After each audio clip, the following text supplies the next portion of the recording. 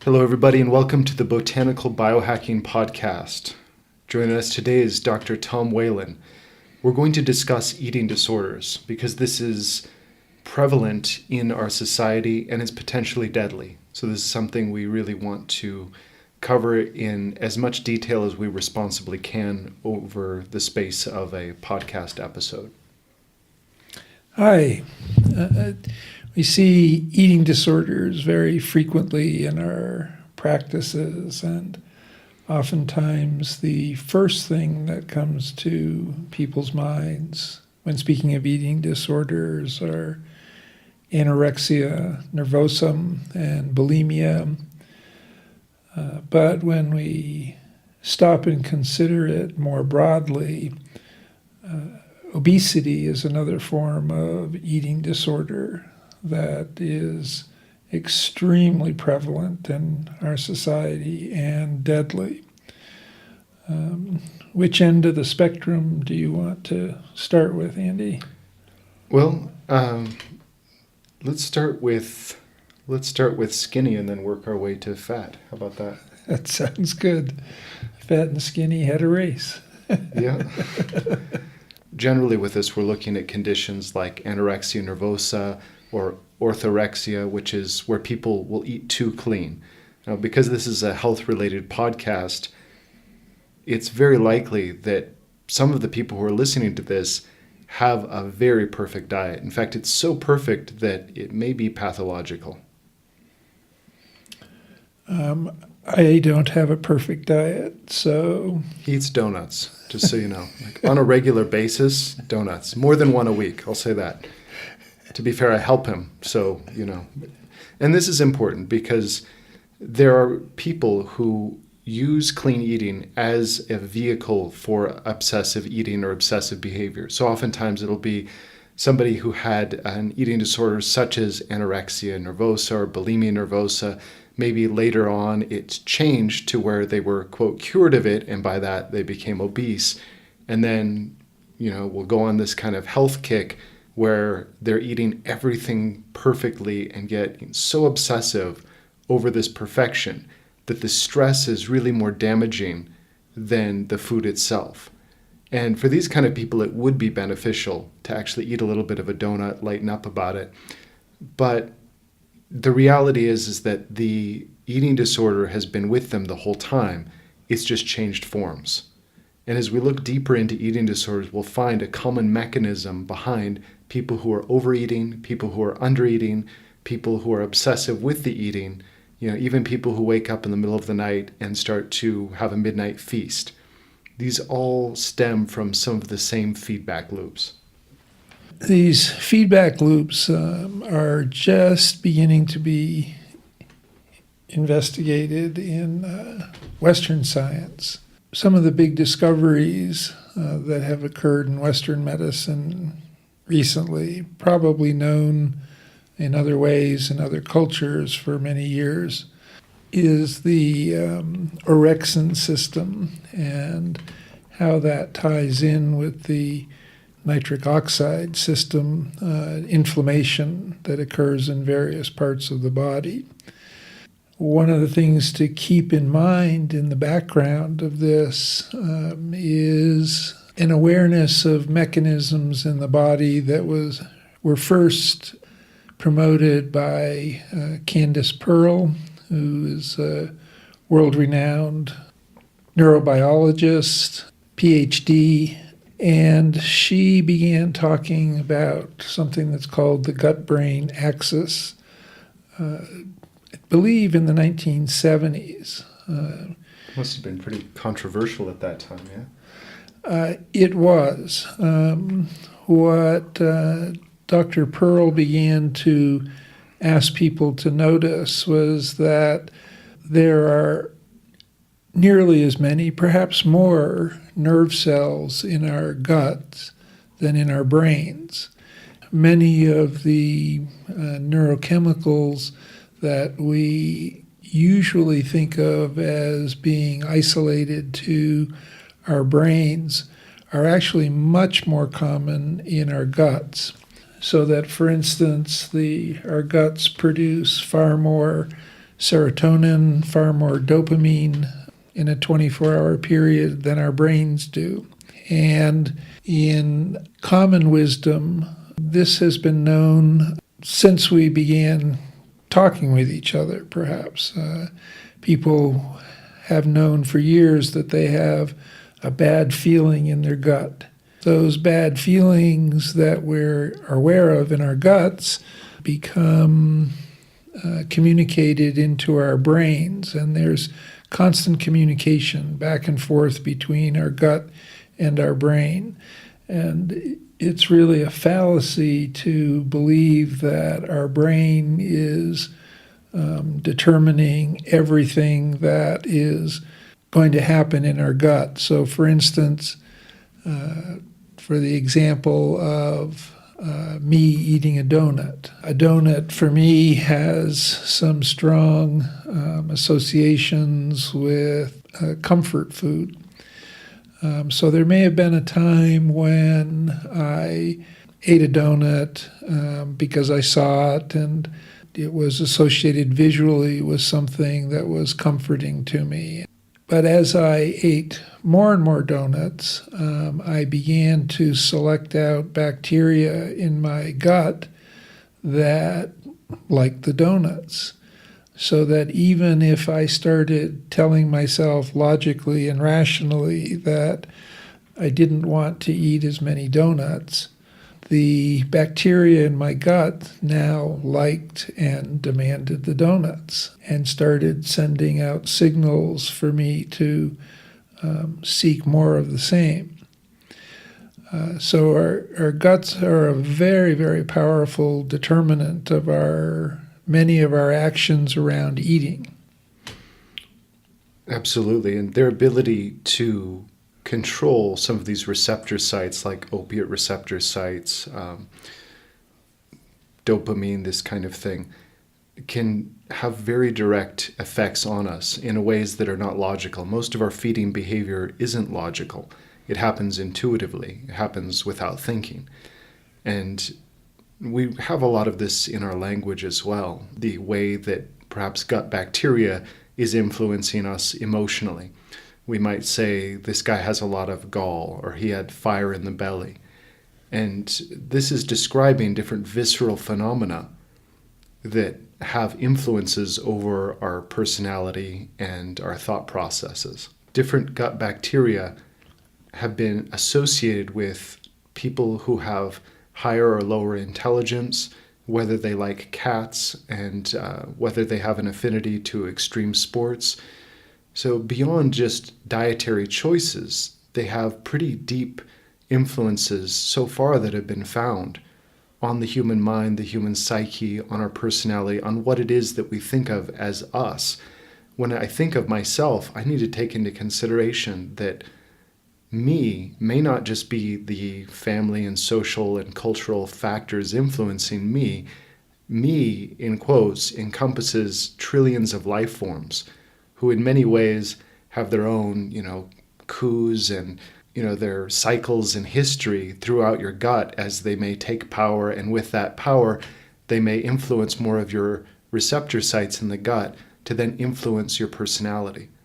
So in many ways, what you think and how you are and how you interact with the world and how strong your immune system is or how weak it is and how that may affect whether you want to go outside on a cold day, all of this can be at least in part attributed to the trillions of life forms within you.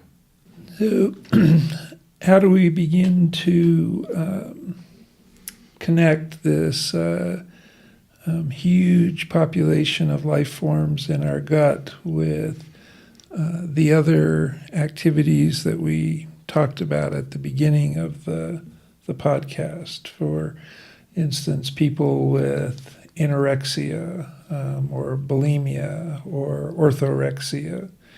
And how does that connect in with the orexin system that we mentioned? Typically, when it comes to anorexia nervosa, bulimia nervosa, people will take a psychological based approach, which is brain to gut rather than gut to brain.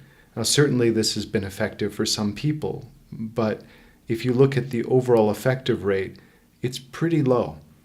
And I think it's important to understand that if it's coming from the gut to the brain, at least in some cases, if not the majority, then when these behaviors are happening, it may be a vantage point that can alleviate personal feelings of guilt.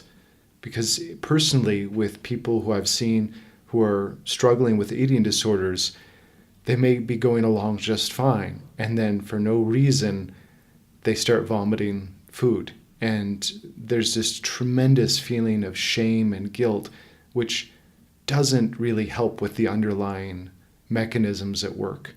Understanding it more like when you eat bad meat, you may vomit. Your gut is telling your brain, you've got to vomit now. And it's something that's very automatic. You have way too much booze. Your body says, it's time to get this out of here. You may logically try to fight it, but at a certain point, your gut's going to take over. Our brains do not rule our gut so much as our gut rules our brain. This is an evolutionary adaptation to keep ourselves from doing dumb things. So if you eat a poisonous mushroom, you're going to vomit it up. Willing yourself to not vomit it is probably not going to be that effective. You're going to have this visceral feeling. It's just going to happen. You just think of somebody who's been very sick. They're at a party somewhere that they don't want to be vomiting, and yet they are.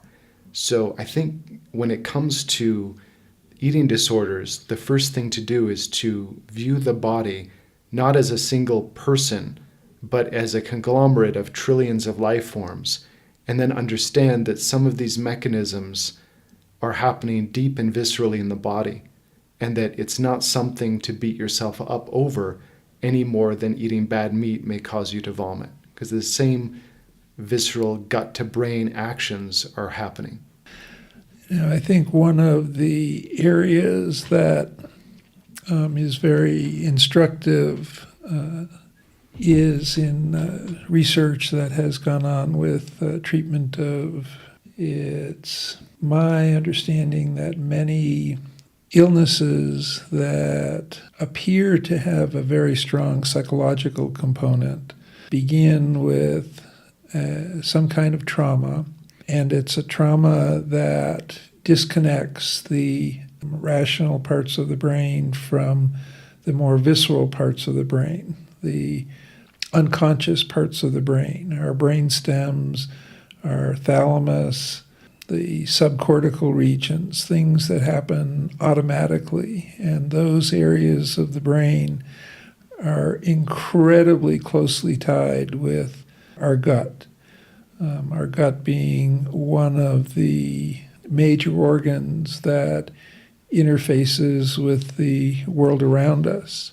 Rational approaches to treatment are often limited in their efficacy, and treatments that focus on things like movement, basic things like sleep, can be much more helpful than trying to approach this from the rational top down. I think I left out some of the important treatments for trauma here, but I hope you get the picture that engaging with the body directly is oftentimes more effective than trying to think about what should be done. Absolutely, and it's more to describe psychoneuroendocrinology. And as this starts to sew together, we get more of an idea of the whole picture. There are cases of people in the depressed states of bipolar disorder who take antibiotics and go manic. This is not strictly a psychological phenomenon. So when it comes to eating disorders, we really need to understand that the root of it may be in cultivating the gut primarily. Yeah, I like to focus on that approach. It's not to say that there aren't psychological factors at work, and that's something that we'll be addressing. However, I think of it like a disturbed pond. Sometimes when you're using the mind to control the mind, it's like having waves in a pond, and you're using your hand to smooth out the pond. It may be better to just kind of step back and let the pond settle itself. I think sometimes diving into reliving traumatic experiences can have an effect of disturbing the pond in another direction and maybe becoming too involved in the psychological process. As I said, there is definitely a place for it.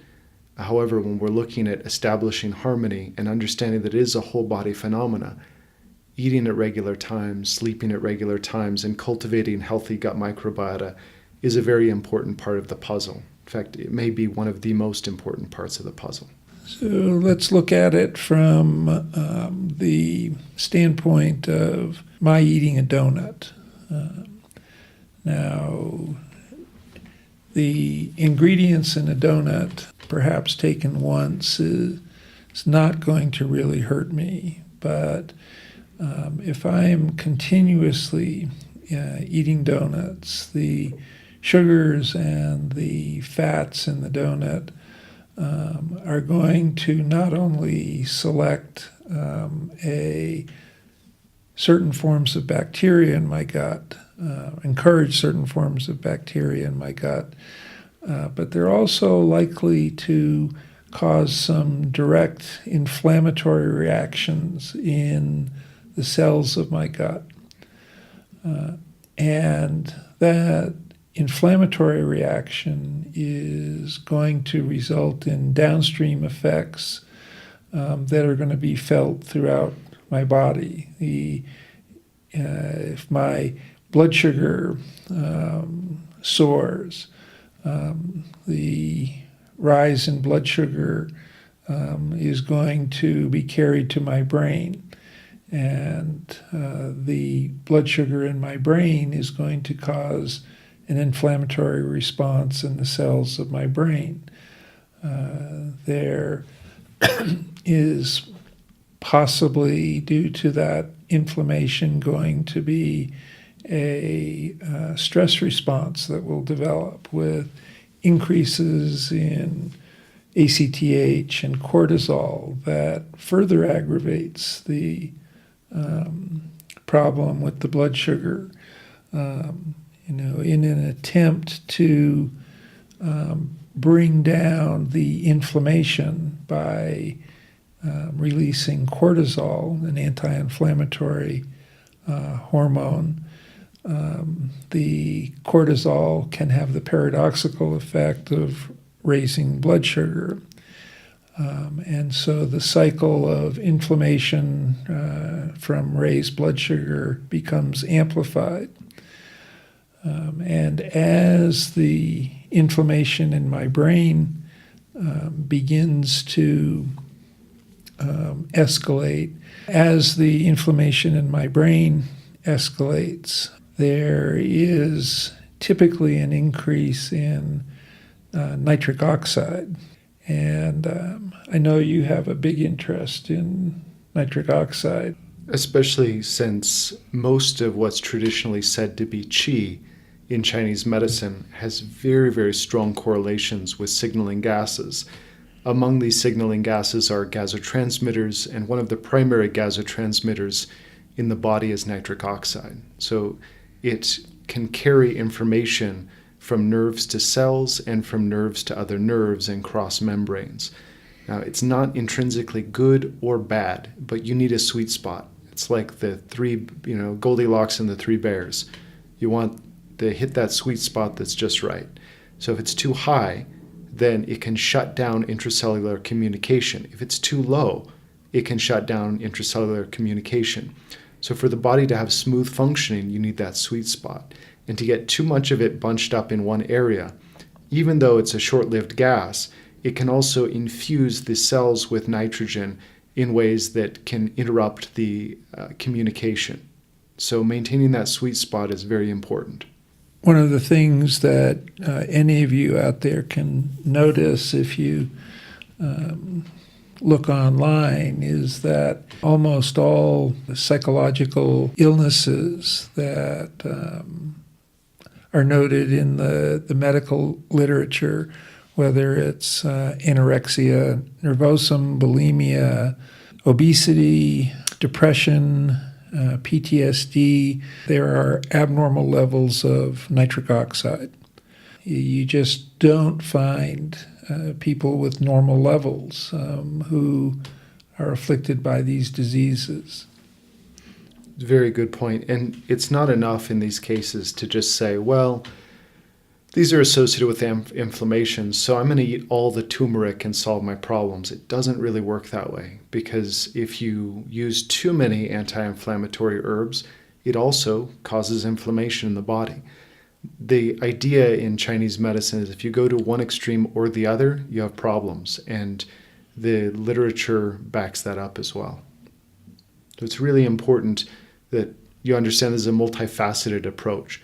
So just because these diseases are associated with nitric oxide, and perhaps acupuncture has been shown to regulate nitric oxide, that doesn't mean that going and getting an acupuncture treatment is going to solve this particular problem any more than eating turmeric or eating a plant-based diet. These all may help, but this is very multifaceted. And from my perspective, the people who do best use these methods in order to get on a schedule of sound sleep, of eating a diet that is helping to cultivate more positive microbiota.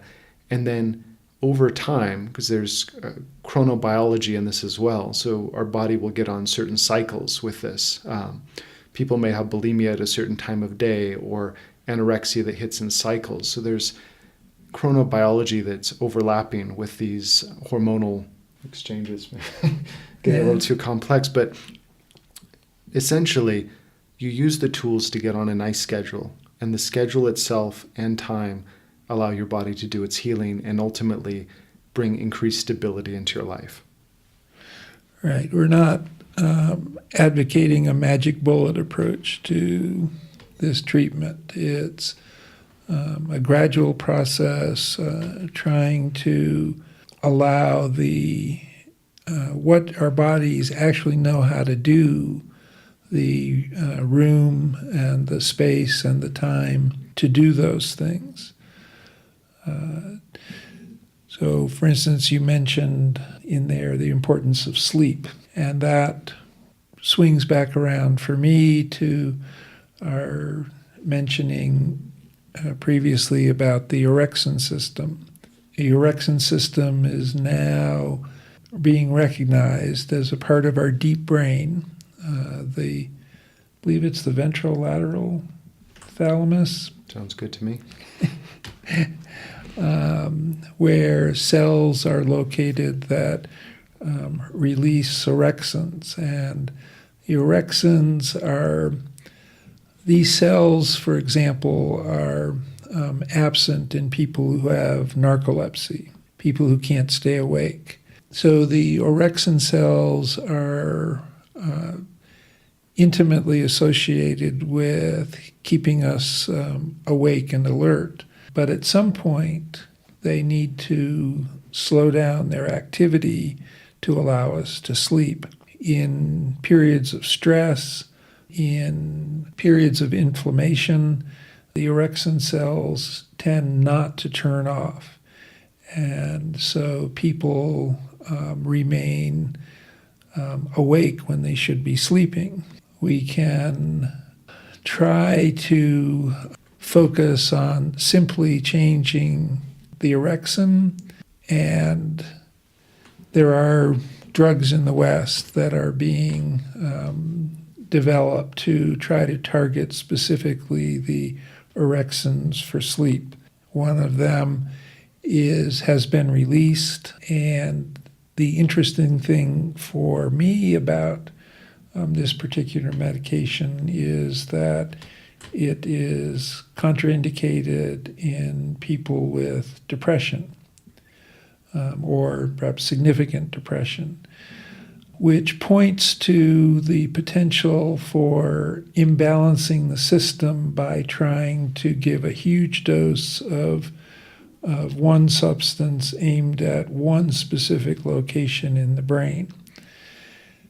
So if we have other herbs that can help to modulate the orexin system in a more balanced way and promote sleep, we're less likely to run into these problems of imbalance caused by the medication itself.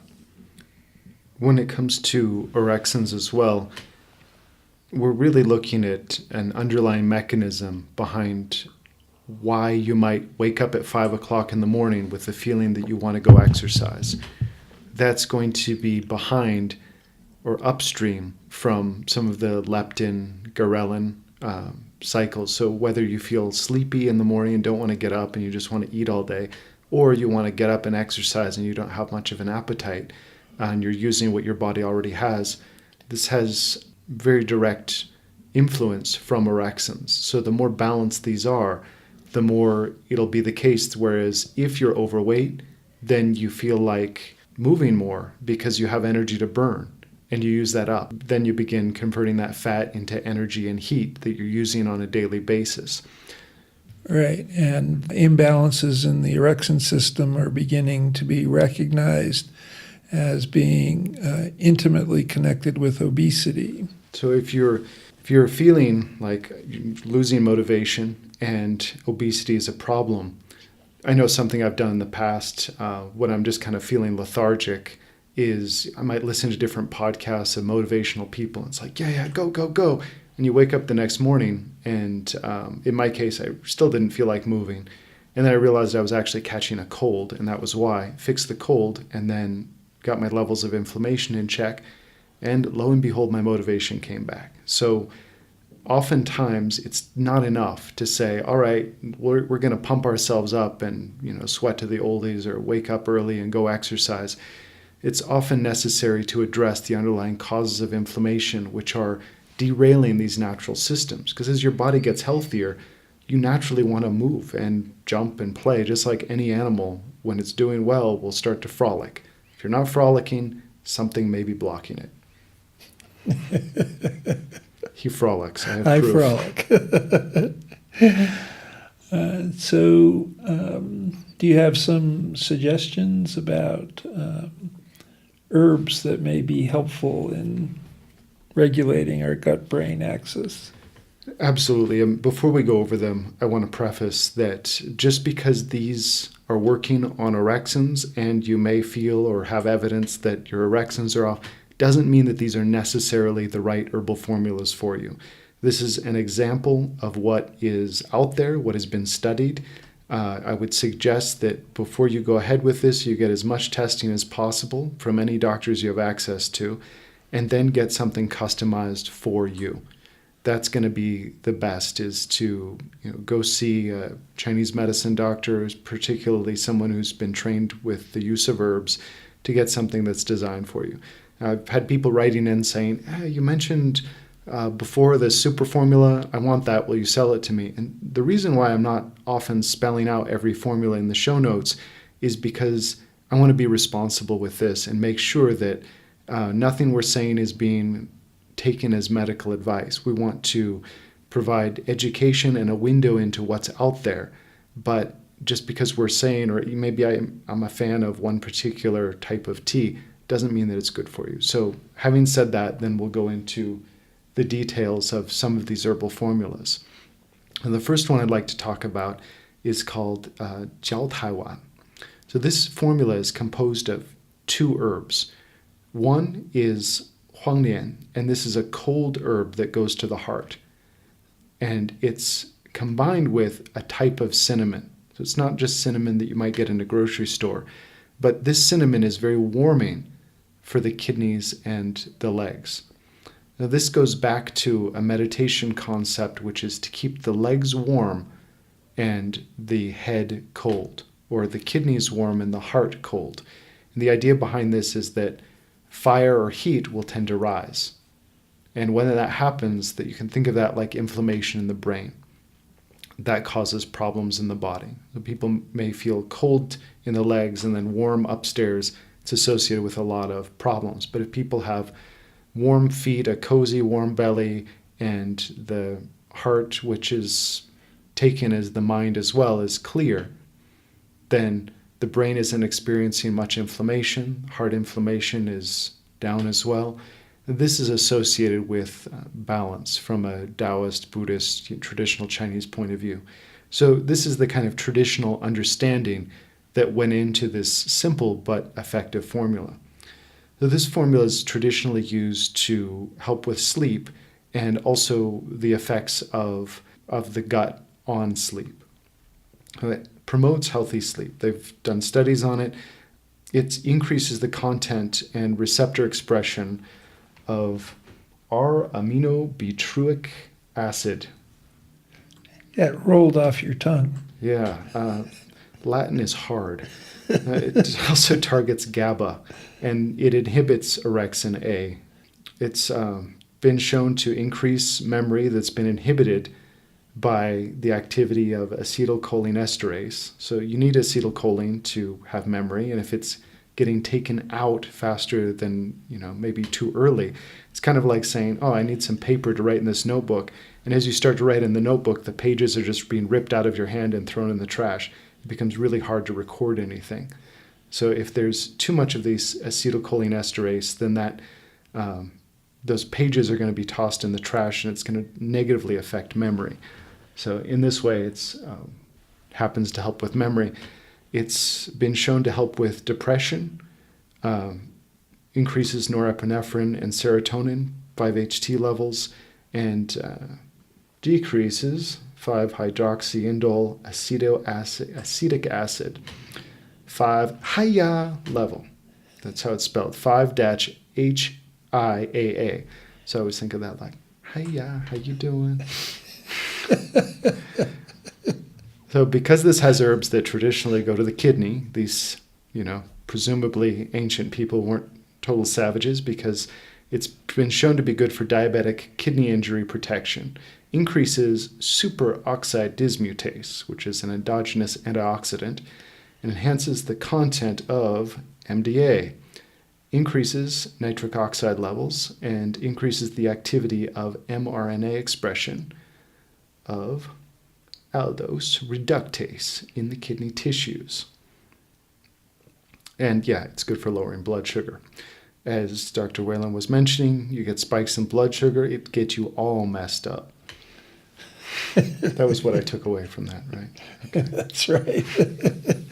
That's the short form. And it helps glucose to get to where it's supposed to be. Now, the first herb that goes to the heart traditionally is also incidentally good for arrhythmias in the heart. This formula as a whole has been shown to have regulatory effects on orexins.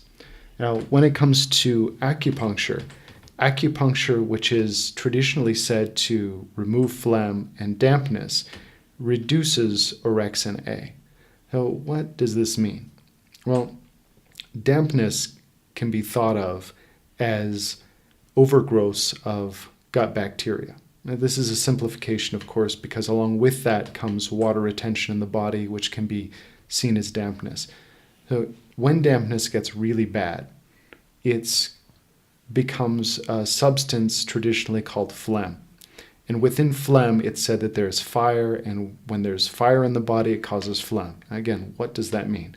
If we look a little closer at the pharmacology, what's removing phlegm tends to be removing plaques and mucus in the body. And where there's mucus in the body, and there's too much of it, it will create inflammation. And wherever there's inflammation in the body, it then creates mucus. So this is a correlation between the ancient idea and the modern one. It may cover most of the spectrum. I'm not saying it covers everything, but there's definitely a correlation there. So by plaques, you mean things like in your heart, your coronary arteries, and in your brain with dementia? Absolutely. The amyloid plaques and the plaques that build up on the arterial walls. So the same herbs will take out both of these. And I think that may be why the classification traditionally with the heart and the brain, herbs that go to the heart will go to the brain. And herbs that are said to clean the heart also were said to clean the brain. So they kind of just ballparked these as the same thing. And I think it's because the herbs that are used for one very clearly are working on the other as well. So in terms of functionality, they didn't really need to differentiate based on the tools that they had to use. So it was kind of just, it was functionally true, even though anatomically not so true. Got it. Acupuncture that is directed toward removing phlegm and dampness is good for reducing orexin A. To be honest, when I do acupuncture on Americans, this is largely what I'm doing. I mainly use points like stomach 40 and spleen 9, and it has very direct effects on sleep. Even though if you look at the book, nothing in the book says this is supposed to be good for sleep. So I guess this is off-label acupuncture. So when I've fallen asleep in your acupuncture clinic, it's not because of your personality? No. I tell jokes, and so that puts them right out. I try to sing as well. My table is rickety, so it kind of lulls people to sleep. It's working. I need a new table. This formula and the acupuncture mentioned are largely designed to kind of reduce. So the first formula is a mixture of warm and cold herbs, but its overall nature is still kind of cold. The acupuncture is designed to be letting off nitric oxide to get that key flow that will be dissolving these kind of plaques, that will be regulating the gut bacteria and regulating water metabolism. Then there's another formula that is very, very warm on the gut. So this works really well if people have had a cold diet for a long time, especially people who are obsessed with their diet. Like, okay, I've been fat, so I'm going to eat this raw food diet with yogurt and do lots of fasting. This can shut down gut function over time. If it's too cold, too difficult to digest, and it's killing off too much gut bacteria, people have developed problems with the gut-brain axis following antibiotic use. This next formula is generally appropriate. However, it's very warm. So if your stomach is just fine and you take this, you may feel like you've got fire in the belly because it's very warm. And this formula is called 附子理虫丸. And 附子 is the key herb in this formula, and it really, really sparks up ACTH in the body. And it's used with herbs that are designed to protect digestion. So it's one of the most important digestive protection formulas, and lichong literally means strengthen the middle.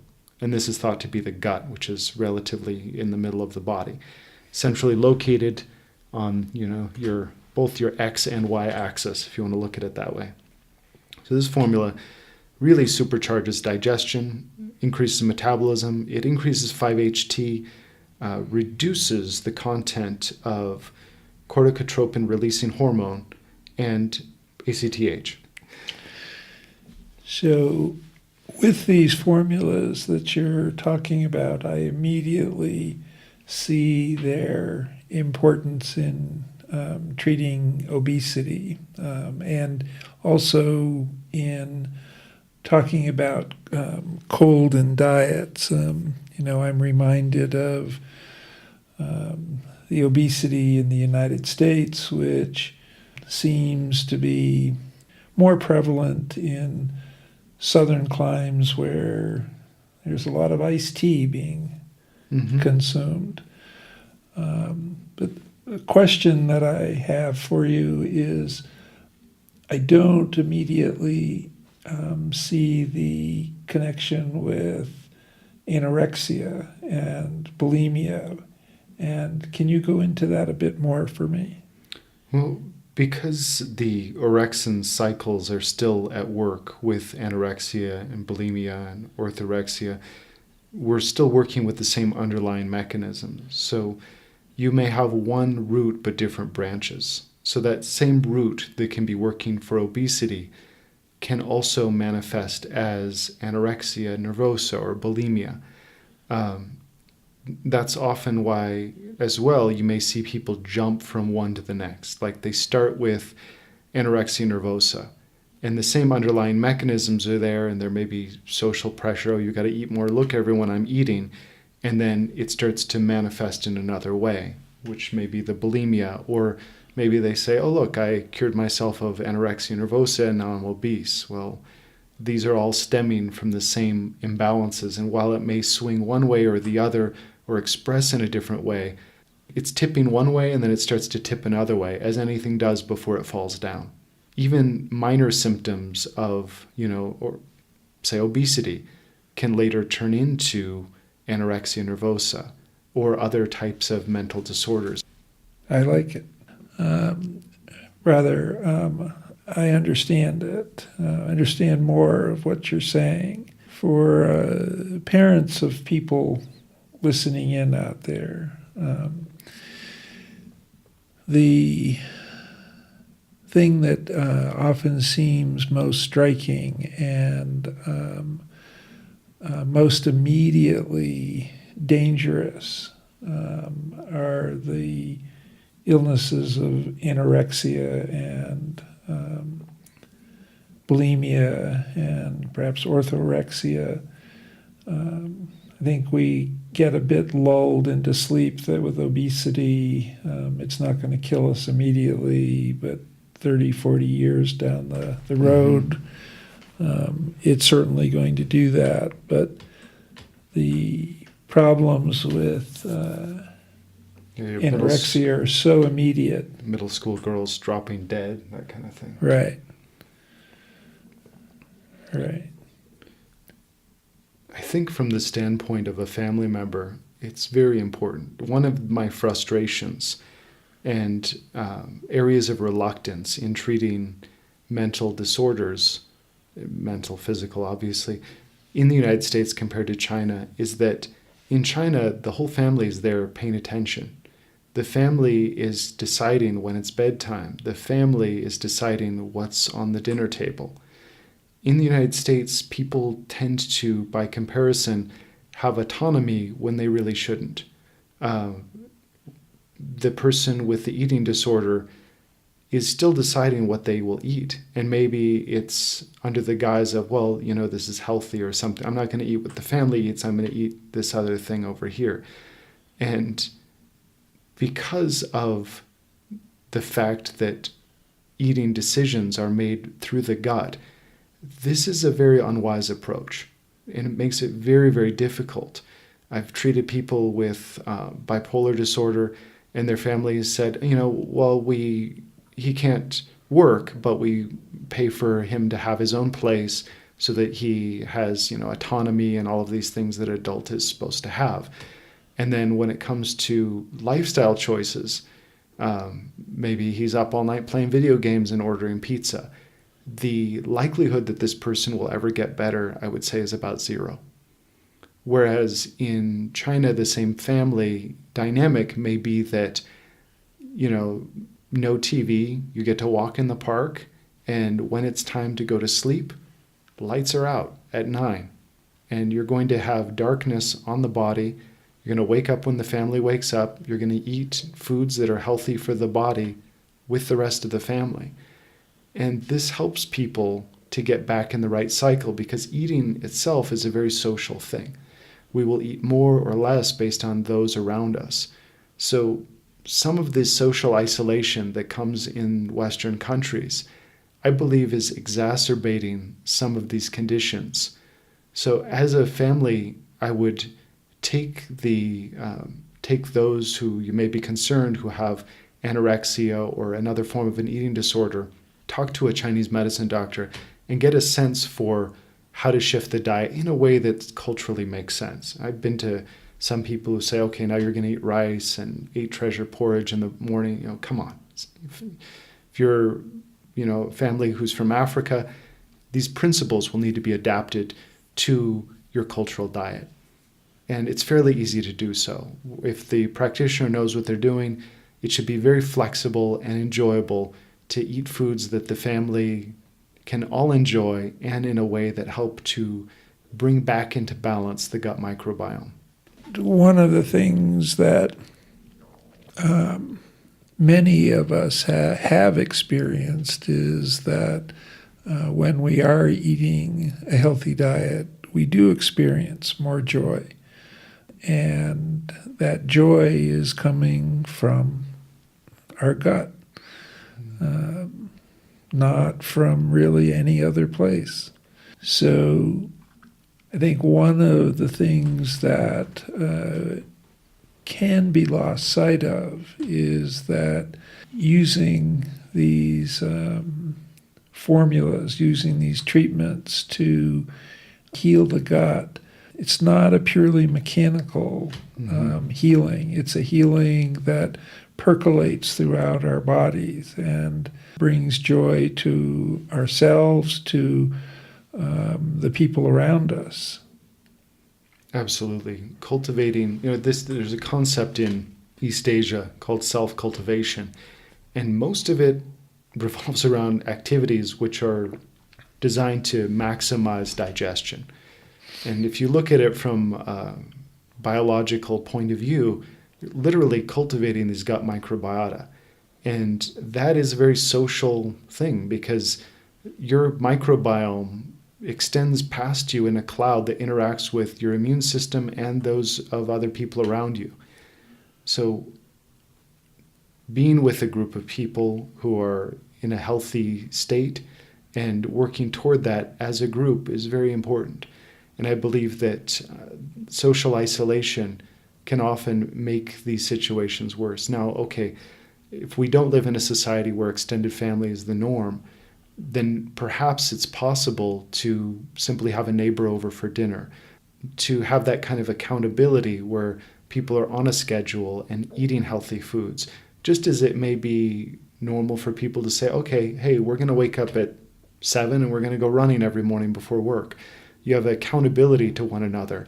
When people are eating in groups, they tend to eat less than if they are eating at home, or at least the amount will change. It'll either be far less or far more. And there tends to be a leveling effect of eating with other people, as will match the breathing patterns and eating patterns of those around us. So one of the areas that has come up is a discussion about bipolar disorder. Should we go into that a bit more? Yeah, so I have a friend who has had a history of bipolar disorder and eating disorders. And I was thinking about it before I went to sleep, and I woke up just on the dot at 3 a.m. and I thought, okay, this isn't great for my sleep cycle, but I needed to look up the connection between orexins and bipolar disorder. So I started looking, and the results were inconclusive in mixed groups. So if it's male and females together, inconclusive, 50%, whatever.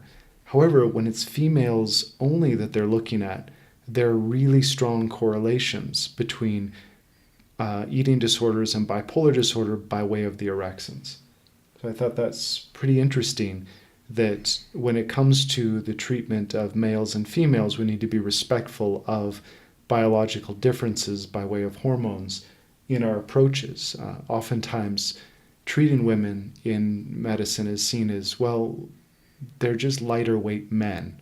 And I think it's very disrespectful of women and women's biology and can often cause us to lag as medical practitioners in doing our best work.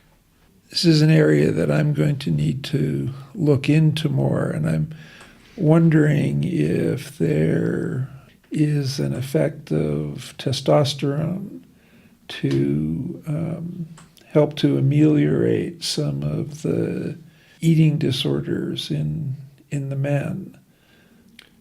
At least within, I didn't see that, but I did see some studies in bipolar disorder that men with lower testosterone and higher estrogen will tend to have problems, and reverse is true with women. So women who have higher testosterone and lower estrogen will also have trouble with this as well. I see. From my perspective, taking more of a gaseous-centered approach to physiology, I tend to view it through the vantage point of gasotransmitters like hydrogen sulfide and nitric oxide. Not to say that that's the one or only or best vantage point, but it's the one that I tend toward.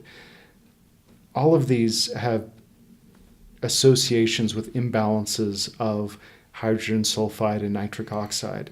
And so as a part of a daily practice, what I've noticed is people who are engaging in getting an appropriate herbal formula for themselves, or doing meditation under the guidance of a teacher, or qigong or tai chi, all of these activities have been shown to regulate these gases in the body. So these traditional activities, which are designed to help with balance, appear to be working on some of the regulatory mechanisms behind some of the imbalances behind eating disorders and bipolar disorder, and indeed schizophrenia and other severe mental illnesses. Everything from eating disorders that are making us obese to mental disorders that are causing us to argue with trees. All of them have these associations with the gut-brain axis and the gases and the hormones that are at work there. The friend I was mentioning, she was also sweating through the night, even though she's not anywhere near menopausal age. So she was working with a Chinese medicine doctor in Paris, and as a result, her symptoms went down across the board. Both the night sweating and manic depressive symptoms all went down at the same time as the hormones came into check. And she exercises and does yoga and meditation as well to maintain that. And a fear that many people with this have, and I think it's good to just sort of address directly, is that this is genetic. This is really the same thing as saying, well, it's fate, or the gods have decided that this is the case. Now, there are definitely associations between certain genes and schizophrenia and bipolar disorder. However, as they look at the alleles, they're not enough to really explain it. There's an interaction between the gut microbiota hormones that is influencing the gene expression. So even if there's a family dynamic for mental illnesses or eating disorders, it doesn't mean that you're doomed to it or that eventually it's going to come back. This is an idea that's many psychologists or psychiatrists will even tell this to patients. There is no existing evidence that confirms this. In fact, the evidence kind of goes the other way. There is the definite reality of having a balanced life and maintenance of those practices that help lead to the balanced life can lead to long-term healthy living. So any insights about common things that occur to change that balance? I was at a medical conference in Oregon. There's a psychiatrist in Corvallis, and he uses blue light filtering glasses on people with schizophrenia, bipolar disorder, and has them just wear these glasses as the sun sets.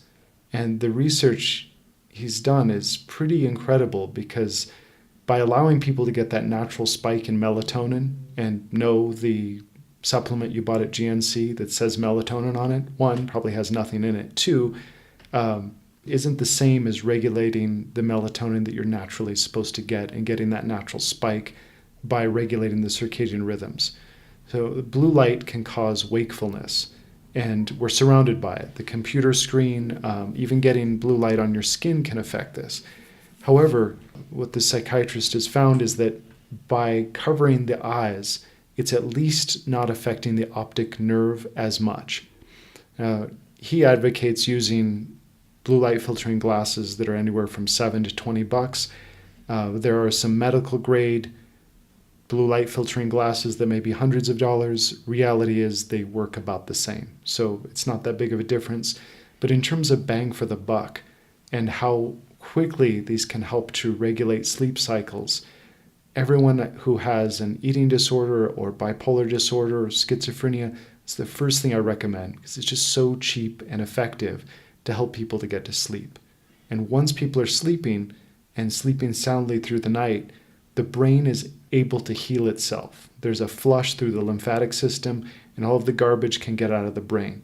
When that happens, the active inflammation of the brain can go down, and the brain can actually begin repairing itself. And then after this, the second thing I would suggest is that people begin to cultivate the gut microbiota by adding a little more spice to their diet. So just what's on your spice rack, increasing vegetable matter and cooked mushrooms. General advice is, of course, wrong for somebody, but it's a nice place to start for most people. That's generally safe. You're not going to find many doctors arguing against eating more vegetables and increasing some cooked mushrooms into the diet. So these have been shown to help increase the biodiversity of the gut microbiome. And in doing so, you can cut down on one type of pathogenic bacteria becoming too prolific and pushing buttons on your opiate receptor sites. What about probiotics? I think probiotics have a place for some people. I think generally speaking, though, not much of them really reaches the lower intestine, and it's kind of like dropping potted plants in Antarctica. You really need to create growing conditions which kill off certain bacteria and cause others to live. And rubbing your belly and doing yogic exercises that cause you to burp and pass gas can clear out some of the methane and kill off many of these bacteria that you may not want there. So sure, sometimes I think probiotics are useful. However, I don't think that there's enough known about the gut microbiome to consistently use them in a way that is meaningful at this stage. I think in 5 to 10 years, there will be some beautiful and elegant solutions in that regard. But as it is right now, I haven't seen any evidence that it's that useful. What I've found in researching probiotics is that there are so many different varieties, species, genus of bacteria, and the probiotic formulas seem to pick 2 or 3 as a one-size-fits-all formula. It may be helpful for some people, and I agree with you about the changing the overall climate to allow what we eat to provide our normal bacteria to regrow. Yeah, absolutely. I've seen some that are looking at, genetics and the kind of microbiome that maybe ought to be there. And this is nice, but ultimately it also has to adapt to the outer climate and the weather conditions.